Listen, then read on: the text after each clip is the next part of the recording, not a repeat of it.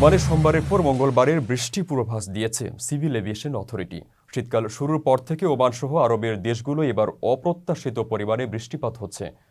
আবহাওয়া অফিস জানিয়েছে মঙ্গলবার পর্যন্ত ওমানের মুসান্দাম সহ কিছু এলাকায় হালকা থেকে মাঝারি বৃষ্টি এবং আরও কিছু এলাকার আকাশ মেঘাচ্ছন্ন থাকতে পারে। এতে শীতের তীব্রতাও বাড়বে। এদিকে ওমানের উত্তর পূর্বাঞ্চলে হিম বাতাস আর তীব্র ঠান্ডার প্রকোপে জনজীবনে ভোগান্তি বেড়েছে। বিশেষত জাবাল আখদার সহ পুরো উত্তরাঞ্চলে ঘন কুয়াশা, মৃদু শৈত্যপ্রবাহ এবং দৃষ্টিসীমা কমে আসার মতো প্রাকৃতিক পরিস্থিতি দেখা দিচ্ছে। ফলে যান চলাচলে দুর্ঘটনার ঝুঁকিও বাড়ছে। সিভিল এভিয়েশন জানিয়েছে গত ২৪ ঘন্টার সাইকের তাপমাত্রা নেমেছে ২ ডিগ্রিতে। আরও কয়েকটি এলাকায় তাপমাত্রা ছিল ১ অঙ্কের ঘরে। দিন যতই গড়াচ্ছে তাপমাত্রা ক্রমশ নিম্নমুখী। ঠান্ডার তীব্রতায় উষ্ণ পোশাকের চাহিদা বেড়ে গেছে। বিশেষ করে নিম্ন আয়ের প্রবাসীদের জন্য শীতকাল কিছুটা বাড়তি কষ্টের কারণ।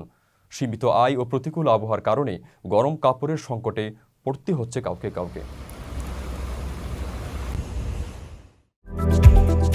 আকর্ষণীয় রেট ও দারুণ সব ডাটা বান্ডেল পেতে আজই ব্যবহার করুন ফ্রেন্ডলি সিম।